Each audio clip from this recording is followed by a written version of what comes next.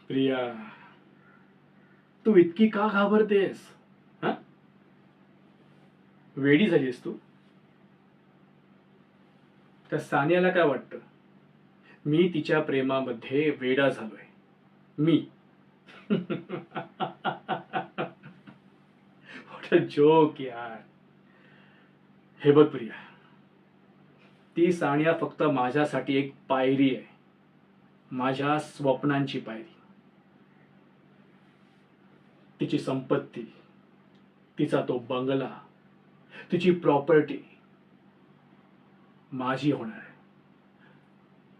आपली होणार आहे.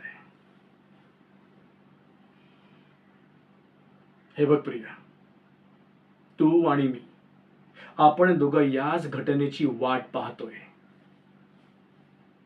एकदा काय माझं सानियासोबत लग्न झालं ना, की वर्षभरातच तिची सगळी प्रॉपर्टी मी माझ्या नावावर करून घेईन. मग तिला घटस्फोट द्यायला मला 5 मिनिटं सुद्धा लागणार नाहीत. त्या बेचारीला हे माहीतच नाहीये, ती ज्या माणसावर प्रेम करते, ज्या माणसावर जीव ओवाळून टाकते, तो माणूस सापापेक्षाही जास्त विषारी आहे. तिला वाटतंय की मी जपतोय तिला, तिची काळजी घेतोय, पण खरं कारण मी फक्त तिच्या संपत्तीसाठी तिच्यासोबत प्रेमाचं नाटक करतोय, एक खेळ खेळतोय.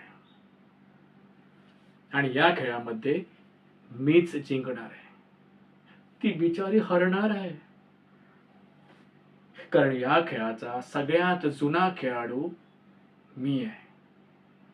मी.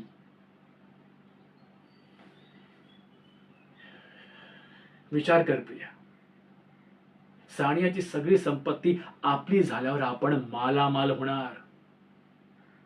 मग नकोय मला ती सानिया, आणि नकोय मला तिच्या सोबतच ते खोटं नातं.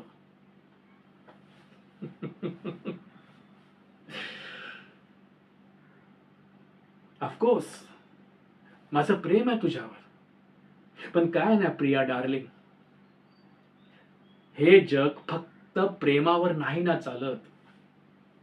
जगण्यासाठी पैसा महत्वाचा आहे, पैसा. आणि तो पैसा सानियाकडे आहे.